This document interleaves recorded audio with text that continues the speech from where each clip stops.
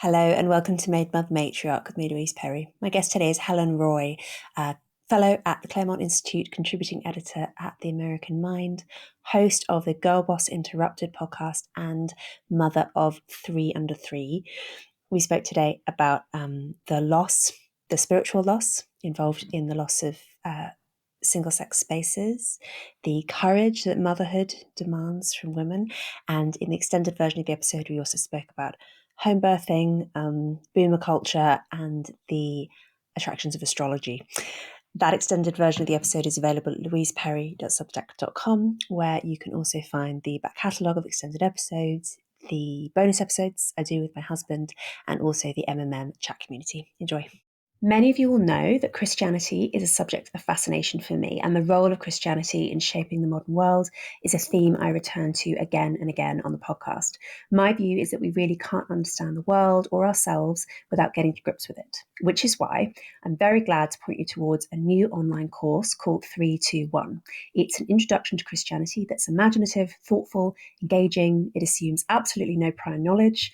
It's presented by the wonderful Glenn Scrivener, who has been a guest on the MMM podcast previously, and I've also been a guest on his show. Glenn presents 8 video-led sessions which are based around some beautiful animated stories that illustrate the Christian message. You can check it out for free at 321course.com/MMM. Just enter your email, choose a password, and you're in. There's no spam, there's no fees. Just visit 321course.com/MMM. And now onto the show.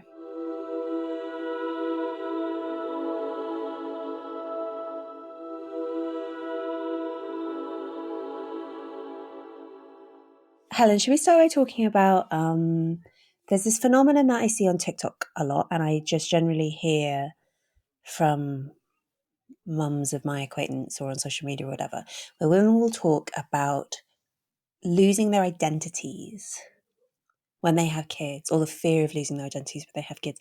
And I got to say, I don't know what that means. It's clearly a common enough sentiment that they all must be describing something real and something that's a genuine fear. But I don't get it. I can't interpret what that means exactly. Yes. Well, unfortunately, it's being communicated in this sort of like soft, liberal, therapeutic language that is, I think, sometimes intentionally opaque. I'm not accusing them of being intentionally opaque here. I think they're genuinely trying to express something, but they're just not getting there clearly. Okay. Yes, I also see this and hear this all the time.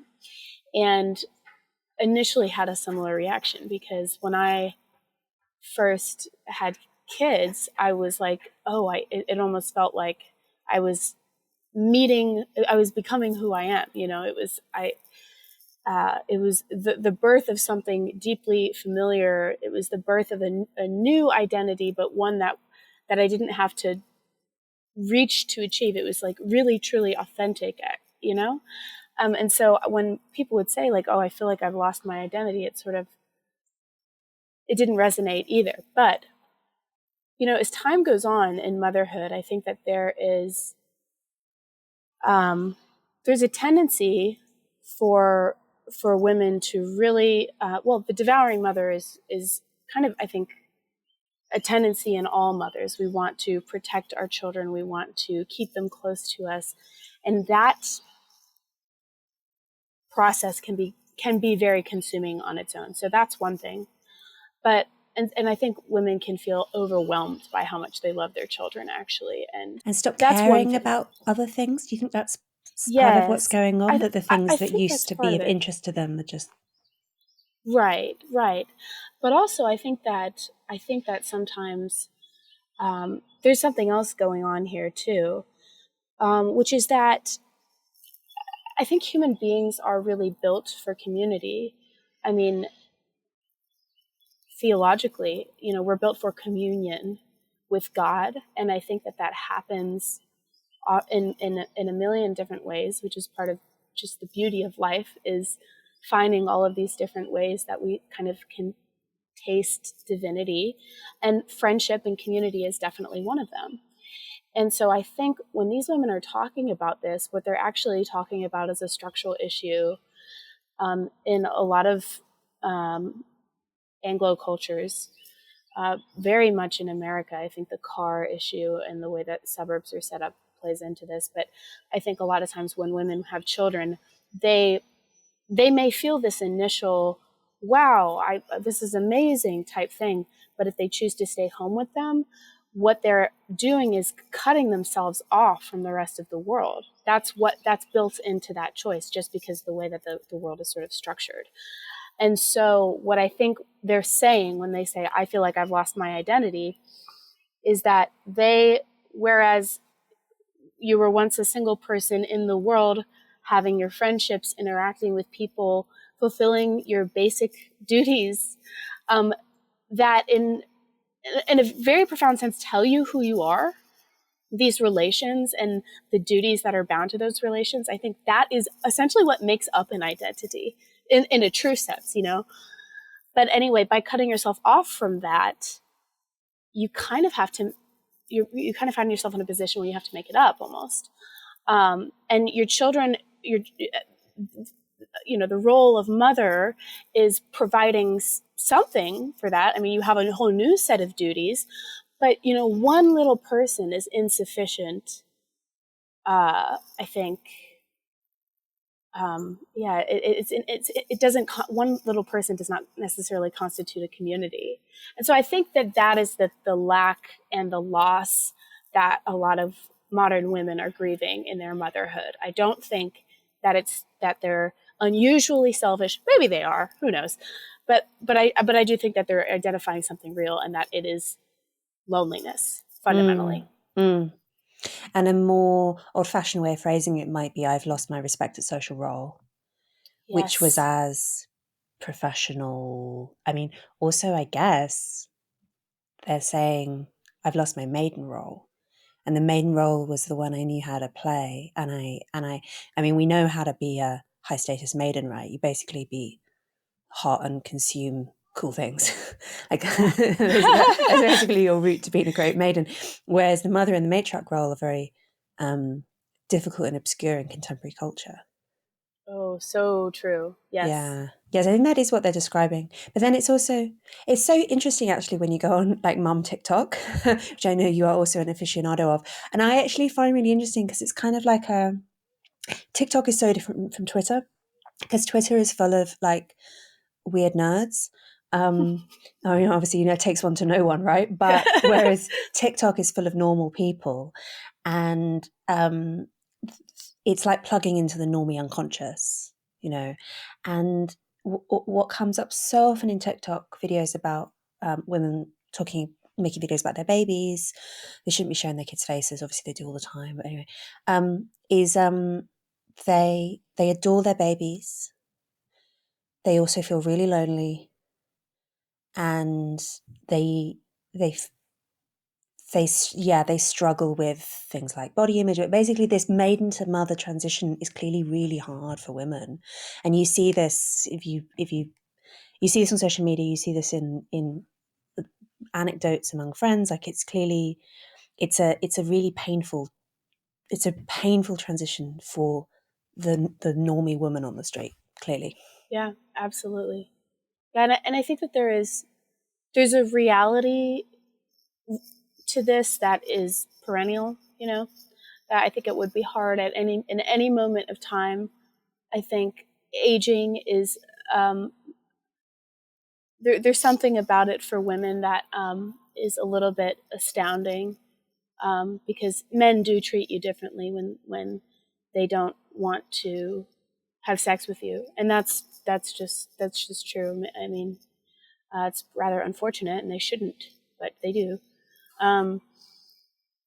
So yeah, I think that there's some of it that's kind of, there's a jarring aspect of aging that I think is forever, but I think it's really, really pronounced in a culture that does not have explicit and robust and legible roles for mothers to inhabit. I mean, I kind of feel like women's worlds were one of the primary casualties of industrialization, and that we have not quite recovered from those losses. in terms of friendship and our sense of ourselves and our knowledge of ourselves. And I think that that's what they're reacting to. I mean, I really have a lot of sympathy. There's this bit in Ivan Illich's book, Gender, where he writes about traditional French peasant culture in relation to gender roles as an example of what's quite typical in that kind of peasant culture. And it's so strange to read it as a contemporary reader because it's so ritualized. Like the ways in which gender roles are distinct in those kind of traditional cultures is down to everything. It's like famously he talks about men and women using different farming tools. That even if they're using a scythe, say there'll be the woman's scythe and the man's scythe, and you wouldn't use the wrong one, and not just because it's sort of built for a female size or whatever, but because it's like a ritualized thing, and you slaughter the pig and like the woman does one bit of the processing of the meat and the man does another bit, and all this kind of stuff, and people having extraordinarily homosocial social lives. They basically would just spend their days among their extended social networks of the same sex, and that's so foreign to the modern mind now. Totally. And I mean, and if the theory that I sort of posited at the beginning here is true, that in so many ways our relationships tell us who we are and inform our duties, inform our roles, and inform our identity as such, then it makes sense that no one can answer the question, what is a woman now? Because we've lost the bonds that might have once told us that. Yeah, I don't know. That is a tragedy, isn't it? I do. I'm such an advocate for single sex spaces. I think it's really, really important for men too. Obviously, like it's a tragedy that the Boy Scouts have opened up to all sexes, and but part of the reason why that is though is because the boys' enrollment was so low. Really? And, yeah, and anyway, but Girl Scouts enrollment was low too. So this is when it came out, I was like, well, that's a great way to kill the Girl Scouts. Anyway, that's a totally separate issue. But yeah, the loss of the same-sex spaces is very sad, and I guess it must be very dislocating. But then I don't think we know what we've lost, because the way that that the trad life gets represented on social media, including on OnlyFans, is as the kind of the 1950s isolated stay-at-home mum model, which is I think in quite a lot of ways preferable to the Girlboss daycare model, but it's clearly, the choice is a tough one, and those are unfortunately the only choices that are really represented. I mean, the stay-at-home mum one isn't even if you live somewhere where it's too expensive, or if your husband doesn't earn enough money or whatever, or if you're a single mother or whatever, that's just not attainable even. But to channel Mary Harrington, the ghost of Mary Harrington inhabiting the chat, the properly traditional gender roles are simply absent. Like there's just almost no one is living that in the contemporary West. I mean, maybe if you live on like a kibbutz in Israel, or there might be some pockets of, or very religious communities.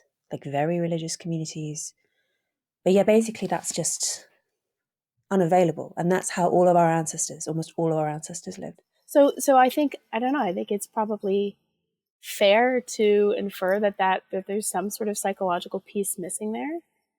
And I think a lot of people figure this out when they find female friendships after having been sort of in the desert or whatever for a long time, and it feels like, and when you find like an authentic and good female friendship, which motherhood can actually be a pathway to for a lot of people, that it feels like drinking water. I mean, it's just it makes so much sense, and I think that's really that's a missing piece when we talk about all the politics of all of this too. Women need each other. We need to be able to rely on each other, and the left will say things like, oh, they really, I think, often downplay the beauty of motherhood and sort of emphasize this loss of identity, emphasize the unpaid labor of it.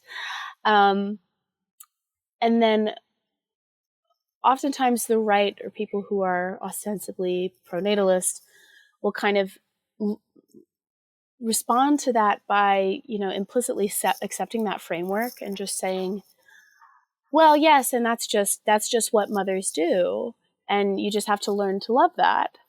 And I think that that's really an incomplete, insufficient answer. Now, when the left talks about this, this is a tendency that I really detest about that whole world, is that they'll identify a problem, but then rest in the victimhood orientation toward that problem, and sort of expect to be catered to in that position, and rather than assume a kind of agency and take action. Take action that isn't just like complaining and destroying paintings. But yeah, anyway, so I think that the proper answer is probably to acknowledge the reality of the painful transition, the reality of the void, the void that used to be women's worlds where female friendship could flourish, and where transgenerational wisdom about the female body, about childbirth, about breastfeeding, about how to manage children, how to do things around the house, how to clean, all of these things have just evaporated, because it was an oral tradition. Yeah, and a tactile tradition. You wrote this Yes. essay a while ago now, which I loved, about the Leche League. Oh, yes, yes. And is that how you're supposed to say it? And if I'm remembering correctly, it was formed in the 50s, the 60s, something like that, by a bunch of women who all met at like a church picnic, and they were breastfeeding their children. And that was a period where breastfeeding was quite unusual, because that was the period when doctors were actually pushing women to formula feed. And if you were an aspirational middle class person, you didn't breastfeed. And these women all did it, but there are so many problems. I mean, we know this, right? There are so many problems that can arise from breastfeeding. It's actually not as easy and intuitive as you might expect for something that's essential for. It's actually an amazing example of the way that we completely depend on being social creatures, because you basically, there are a lot of cases where you can't breastfeed without the assistance of at least one other woman, in terms of just telling you, like, what do you do if you get mastitis? What do you do if the baby's struggling to latch? There are just a million problems that you can encounter, which actually you don't know you don't have some like node in your brain that tells you how to deal with it. You need an oral and a tactile contribution. And that's one of the things that was, there was this fire break, basically, when formula became very popular. And the idea behind the Leche League and the book which resulted was that it was finding some other way of transmitting this knowledge. And yeah, your essay about that was just so beautiful, and about the kind of, I think it's this one where you conclude by talking about the fact that actually it's very often assumed on the left, and in some feminist circles particularly, that motherhood is in some sense degrading, that women are stepping down, when they become mothers. And you said, no, it's the opposite. It's an astonishingly challenging and aspirational and beautiful ideal that we have to try and meet, which is just such a refreshing way of framing it. Well, thank you. I do believe that. And I think, as I was saying, like, I think that the proper way to respond to many of these complaints are to say, I see you. I see what's happening here. But this is an amazing opportunity to practice excellence. It's an amazing opportunity to not give in to fear, but to let your fear tell you something about reality and about your own potential. And also to be leaders, to really really express leadership in the world. You know, if there is no community, if you're somewhere where there is no community of mothers that you can rely on, you have to, this sounds so trite, but it's so true. You have to be the change that you want to see in the world. You have to you have to confront the fear of embarrassment and confront the fear of rejection and go to people and say, let me cook a meal for you. Let's get on a group chat. I'm going to announce to the group chat every Monday, Wednesday, and Friday morning, hey, I'm going to this park today if anybody wants to come. You know, people get lonely in this life for good reason, for all of the reasons that we've already discussed. But I think there's this tendency, as I was saying, to like give into the victimhood mentality and tacitly accept that notion that the female body is a punishment, that motherhood is a punishment, and that our only option in this life is to just grit our teeth and bear it until it's over. And again, there is a certain amount of truth in the fact that there are things about life that you have to grit your teeth, like childbirth, and get through it, and that's going to be hell. But there's also something so beautiful to learn from all of this. And I just think that the pain can be very informative if you allow it to be, and if you don't make the choice of like complaining about it and ingratiating that sense of victimhood. But that is in the air, and it is in every form of politics, from race politics to economic stuff. You know, everybody wants to be a victim. But like personally, that's so toxic. I think that's the kind of stuff that like ruins lives. It's a Christian heresy, right? Yeah. Yeah. Yes. Yeah. For sure. Yeah. For sure. Similarly to this false dichotomy or misleading dichotomy between being the 1950s stay-at-home lonely, the choice between the feminine mystique or the girl boss archetypes, right? I think this is also the case in terms of how we understand the challenges of motherhood, because there are areas of, say, social media, or I don't know, there's a greeting cards version of it where everything is beautiful and everything is easy and fun and instinctive, and you never really suffer any difficulty, right? And then there's the version that's presented, the victimhood version, which is, this is oppression, this is degradation, all of this. And neither of them are true. I think that the third option, which is more realistic, and I think also if we were to adopt it, I try and adopt this, is it does make you feel like more of an agent. Again, I'm kind of using lefty terminology, but I think that's the best word for it, is to think of it as a challenge that demands valor, almost in the same way as, like, I joke, I really hate being pregnant. I'm pregnant right now. I hate being pregnant. You get sick. Like, I know some women enjoy it or say they do, whatever, but yeah, please. Unicorns. Right. You get sick, you get like, you can't be active, it just sucks, and it's so long. And I think of it as every pregnancy is like my my national service or something. I know that sounds really fashy, but like, it's okay. But in the sense that it's like, I'm doing it because I'm not because I'm doing it for the community per se. I'm doing it because I love babies, and because I want to have children, and because this is worth it. And it's not supposed to be easy.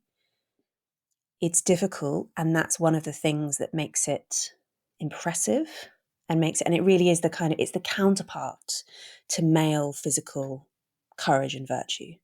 Absolutely.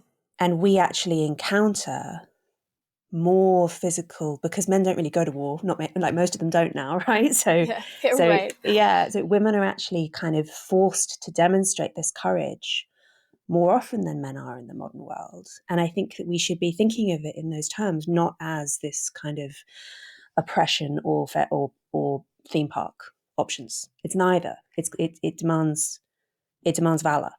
Yes, my husband, you know this already, but my husband, after gosh, I guess this was after Clementine was born, uh, found a vintage French medal from, it was between the world wars.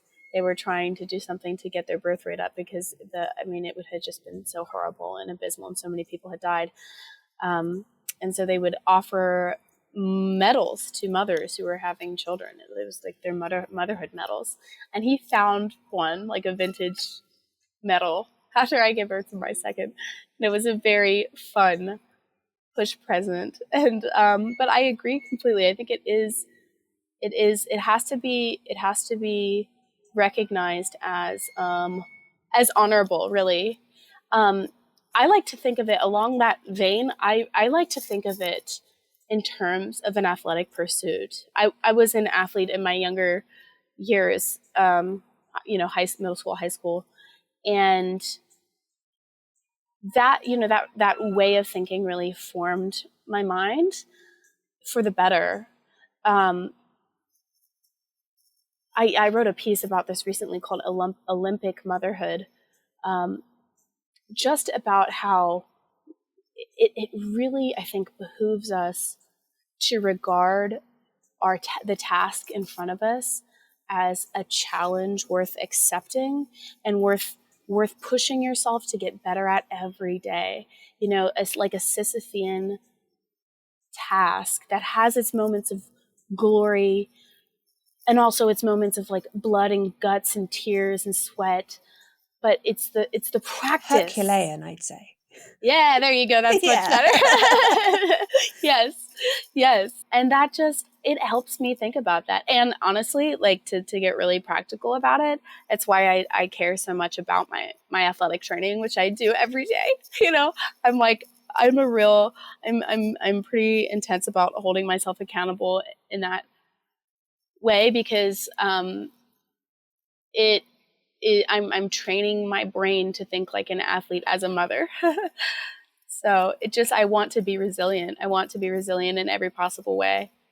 And I think that physical excellence should be a pillar of the reactionary feminist platform too. Yeah. And seeing it as a uniquely female virtue. Mm-hmm. Because it's a task that only women will be asked to meet. And I guess the thing is that in a low fertility society and in a world with reliable contraception, I guess a lot of women in the past just didn't have a choice about, they had a choice, I guess, about whether or not they rose to the occasion or they crumbled. But they didn't have that much choice about whether or not they took on the challenge in the first place. But now we do, most of us. And I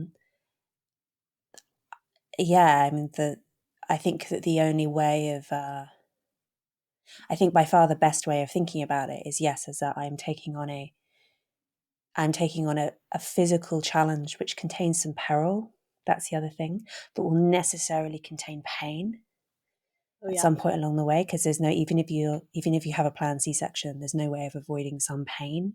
Mm-hmm. I had a really difficult time with my first baby of breastfeeding for a bunch of reasons, and I ended up doing exclusive pumping for a few weeks at the beginning because he just couldn't latch and he was losing weight, but I really, really wanted to breastfeed. And in the end, that was completely the right decision because we worked it out and I was able to exclusively breastfeed. And once you're exclusively breastfeeding, it's actually so much easier, as you know, right? So much easier to do night feeds and that kind of thing when you're not having to fuss around with formula. It wasn't that I'm not super crunchy about this. It's not that I think formula is the devil or anything like that, but I wanted to do this and one of the problems I had was an infection, and it demanded a lot of pain. Like, it was a really tiring, painful period. It's already a tiring, painful period, and it was a really tiring, painful period because I insisted on doing this. And I'm so proud that I did. Yes, I'm so proud that I did. Yes. Yeah. And I think that's by far the best psychological way of framing that kind of experience. Not as like, oh, poor me, I had to go through that. My husband was let off scot-free. I mean, that's just the nature of biology. It's not like... Right. I guess historically his counterpart is like, dying in battle or whatever. Right. Yeah, it's just that nowadays most men have a relatively cushy deal in that regard. Yes. Their email job doesn't necessarily compare to giving birth. Indeed. But that being said, like, I think that is, I think that's actually a real source of resentment for a lot of women, is that, like, we do, despite all of these technological advancements, when we do opt into motherhood, it's a more kind of like heroic and painful and like a near death experience for us than any man we've ever known has ever gone through, except for the few maybe that were in like Iraq. I actually think that that's real for women, that there is like a sense of like, hey, I'm doing this thing and you're sitting around playing video games. What's going on here? Well, the raw deal is the fact that it doesn't get as much status as it should. Yes. Yeah, because there's this gap between this enormous experience and what people think about it, Right. including and what people say about it. They say, "Oh, you popped a baby out." Excuse me? including men on the right. I know this Yes. is a bugbear of yours, but yeah, Yep. not uncommon to see men on the right say simultaneously, "Oh, aren't stay-at-home mothers wonderful?" but also make it very clear that they actually have no respect for motherhood. Yes, indeed. Yes, I had a viral tweet that I have to bring up constantly, which said, in essence, that it's very clear when people are saying, women should stay at home and be stay-at-home moms because they have a high view of domestic work and the common life, versus when they have a low view. And when people with a low view are the loudest about that, saying that women should like exit public life and stay home and all of this, it makes those of us who are saying the same thing, because we actually have a high view of these eviscerated worlds, it makes us look like evil idiots. I mean, truly. I think the messaging is all wrong, but like I don't even care about the messaging. Like, it's like, that's a lie. That's a lie, and we shouldn't live by lies. The truth is that this is beautiful and there is rich potentiality for virtue in this life that we as a society have collectively decided is not worthy of pursuing. And that's a shame. And we should pursue it for that sake, not because we need to make men feel better about their email jobs by miming submission or something. Sorry, I'm getting a little bit No, don't stop. But yeah, I don't know. And you know what? Virtuous men whose wives, stay at home are not threatened by their wives' particular excellences. They want the mother of their children to be intelligent. They want the mother of their children to be physically capable. They want their mother of their children to be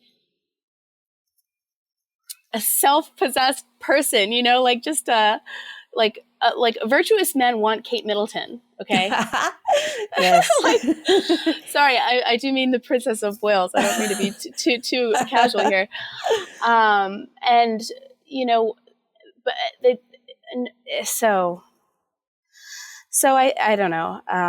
I guess that's a different issue, but no, I mean, I'm very happy to make this. I don't think we've spoken about the royal family on this podcast before, so yeah, this is the moment. I mean, yeah, she's such a reaction feminist icon. I know, obviously, she would never say anything political publicly. No, exactly. Yes. So like, I'm not gonna. I can but dream of if she ever came on the pod, which she never would. She'd be really boring because she refused to say anything interesting. But yeah, that woman, okay, she's had, I mean, not even before her now struggling with cancer, she had hyperemesis gravidarum for all of her pregnancies. And she's had 3 pregnancies, and then they said at one point that they were trying for a 4th, but then I guess weren't able to.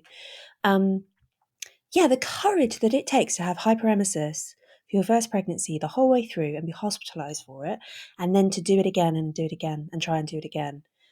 I think it awes me that any woman would do that. And yeah, I think these women should be getting medals. Not just Mother's Day cards. Like, I think that there should be, I think that we should have so much more. I mean, maybe it's partly because, I don't know, fewer of us go through, or we go through it later, we don't realize what it's like. And I don't know. I'm not sure exactly what's going on, but I just think that yeah.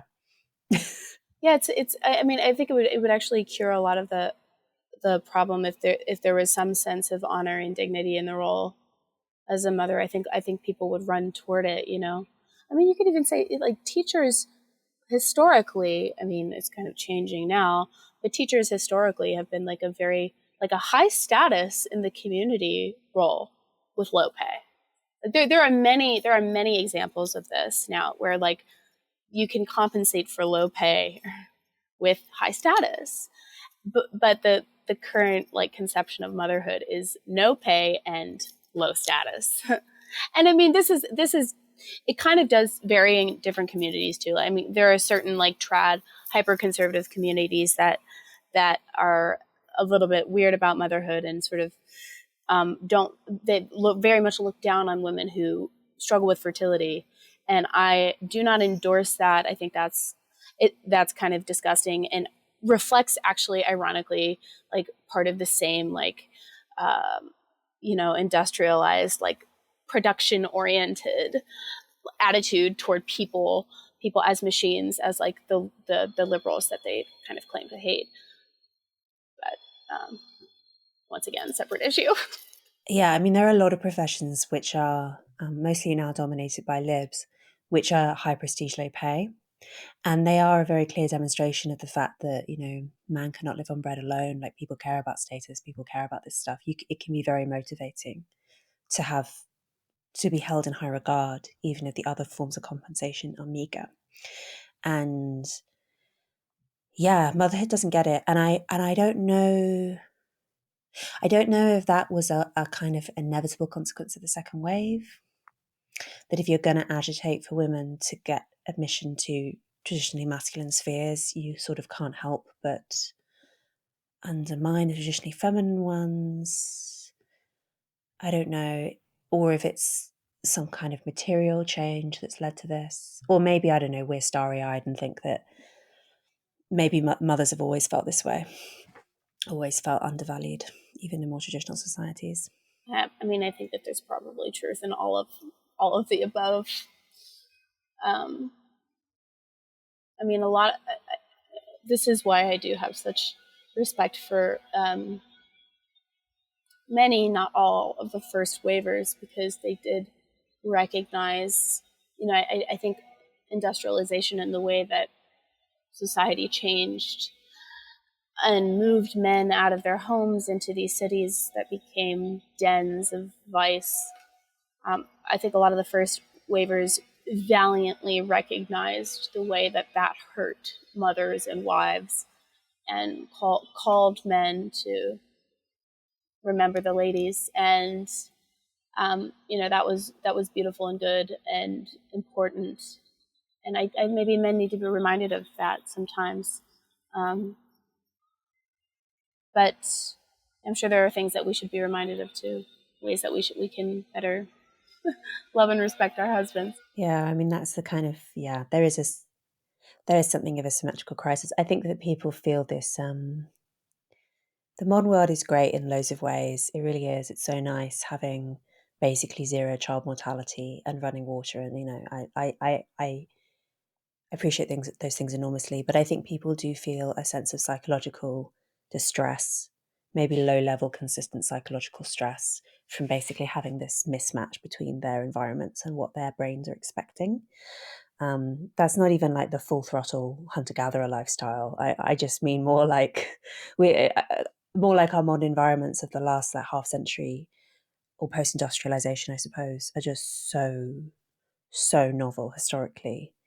And I think that can't help but cause people distress. And sometimes that's sort of specifically gendered distress. And men feel it too. They definitely do. That's what they're talking about when they talk about being longhoused. Even though Yes. I don't love that expression. Well, that's interesting. What do you think they mean by that exactly? I suppose it depends on who you're talking about. But I'm sure that part of it is the feeling that there is no role for traditionally masculine virtues except in some limited ways. But things like physical courage, it's not often that men will be called upon to display physical courage. I was actually just talking to my husband about this because we're talking about you're familiar with, you're probably not. Any Australia listeners will be familiar with the way that the Australian fire service works, because Australia is extremely big. And so there's a professional fire service in urban centres, or like places of high population density. And then basically all of country Australia is covered by the CFA, the Country Fire Authority, which is basically made up of volunteers. So you have trained firefighters, but they're unpaid across the country. And this is particularly important in parts of the country that are prone to bushfires. And there have, CFA volunteers have died, quite a lot of them, when there have been really bad bushfires. It's a genuinely brave and important role. And there isn't really, we were saying that there isn't really one like that in Britain because we don't have natural disasters in Britain. Not really. So like there are lifeboat volunteers and things like that. But the idea of having this group of overwhelmingly men who are called upon in times of peril to defend a community, to defend their homes and lives from death and destruction, it just doesn't like that's something that's a phenomenon in Australia that doesn't exist in Britain. And it does mean that the CFA has this. I remember my grandfather was in the CFA for many decades. I know they do let women in now, but like realistically, men are the ones who are going to have to do these kind of tasks. It has a masculine prestige, which is very profound. And I think that I think men kind of long for that. It's obviously dangerous. But I think men long for that. And sometimes when they talk about being longhouse, I think what they mean is that the inaccessibility of that kind of traditional masculine prestige for anyone doing an email job. I think that sounds right. Probably some leadership. There's something about leadership built in there too. Men craving masculine leaders, and resenting being under the thumb of strange women. I think there are a lot of really masculine and actually great guys out there who like love their mothers and would do anything for their mothers, but when the authority in their lives and their work becomes that of like just some strange woman in HR to whom they have no attachments, sort of has say over their daily communications and all of that.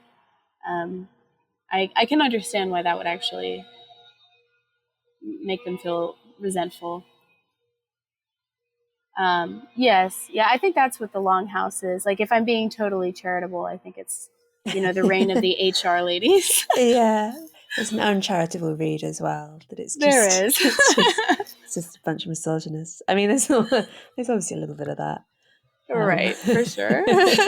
But that's okay. We have our fair share of misinterests. I guess so. Yeah. Just thinking again about the female desire for the female desire for female valor, right? That again is kind of somewhat lost. I suspect that home birthing is one way of replicating or is of accessing that. And I want to ask you about that because you've had 3 home births, is that right? Correct, yes. And there's obviously I just think the culture around home birthing is very interesting. I've never had the option because I knew from the get-go that I was going to have cesareans. Mm-hmm. And there's a little bit of me that feels like it's an area of female experience that I've therefore been excluded from just by chance. But I also am aware that it's, I don't know, to what extent do you think that sometimes the pull of home birthing culture can encourage women to take unnecessary risks? Or I think that's definitely out there. I do. I think that it comes from a place of feeling once again, alienated, unseen, potentially abused within the medical system as such, especially in America, where there is a unique profit incentive. The terminology that the home birth community uses is, the cascade of interventions that it's definitely women, true. It's a thing for sure. I think there's a genuine movement there that really wants to get out from under the thumb of these forces that feel very anti-woman, honestly, in a lot of ways. Very, there's no room for intuition in that kind of environment. Now, okay, that's real, right? But it's also real that historically women have died. A lot of women have died. A lot of women and children have died in childbirth without the intervention of clean and meticulously executed cesarean sections. So I just, I feel as though I've been very blessed in my experiences. My first was complicated. It was this so I never imagined that I would have been a home birth mom ever, but it was during COVID, and the restrictions during that time were really crazy. I mean, there was medical kidnapping. If you were testing positive when you walked in, there were some people who were quarantining babies.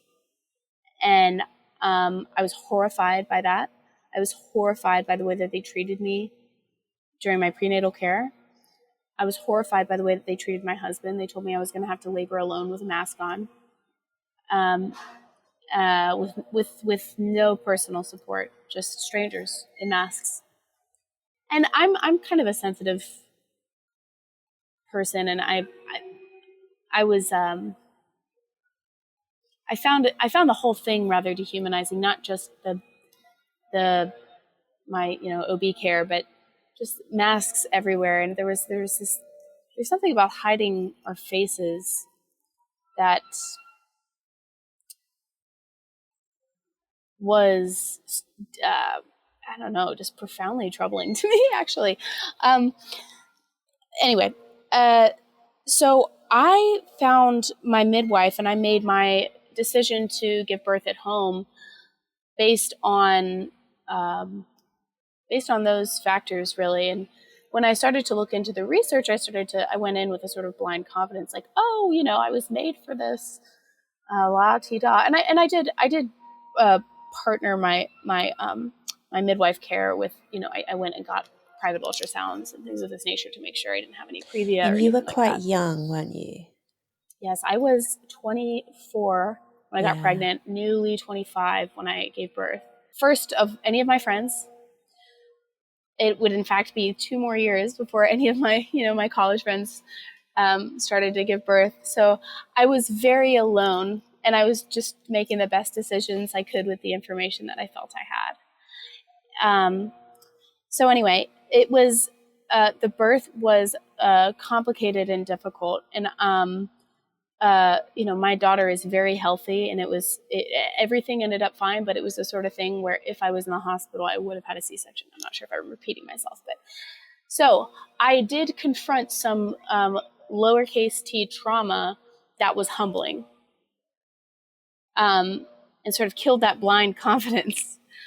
But I got pregnant again so fast. I didn't even have time to, process the trauma or whatever. So and by that time, they were pushing the vaccines through the OB practices and kicking people out for not getting the jab. Yeah. And I was like, well, goodness gracious, guys, I was going to give you another chance. But here I am having to do it again.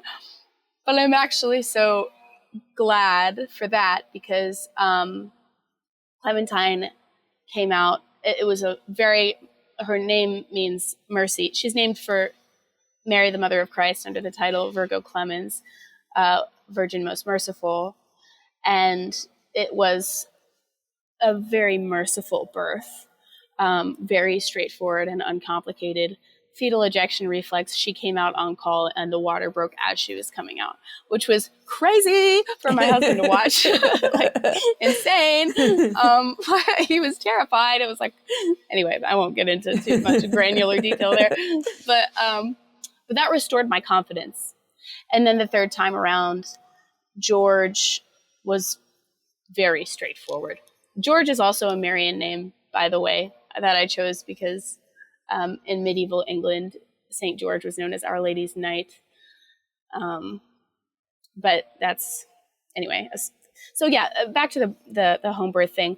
I have had very good, blessed, and merciful experiences, but I absolutely approach the moment with fear every time, fear and trembling, and a back door that leads straight to a hospital. I could get there in 4 minutes. So, it works for me because I'm very healthy and I'm physically active and strong, unusually strong. And that's a blessing.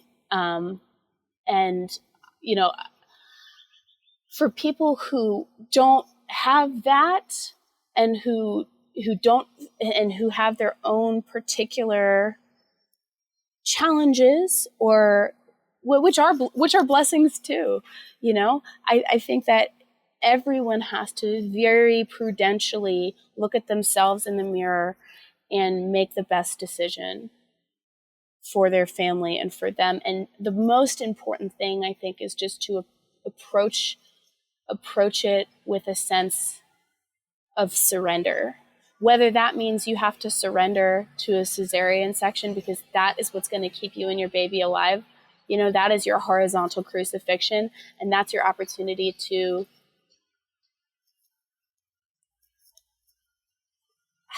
become intimate with God in your way.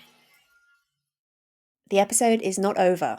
There is another maybe 30 minutes of content, but it is behind a paywall. If you would like access to that content, if you would like to show support for the show, paid subscriptions are what keep it on the road. Allow me to pay my producers, put food on the table, all that important stuff. The extended version of the podcast is available at my Substack, louiseperry.substack.com. That's where you can also find, as I say every week, bonus episodes, extended episodes, the MMM chat community, all of this. Please sign up for a paid subscription. It makes such an enormous difference to my ability to keep producing the podcast and grow it even bigger, produce more episodes, all that good stuff. There are other ways that you can show your support for the show as well. You can rate and review us on Apple Podcasts. You can like us on YouTube. You can tell your friends and family how much you like the show. If you find it valuable, all of these things make an enormous difference to our ability to keep making it. Thank you so much.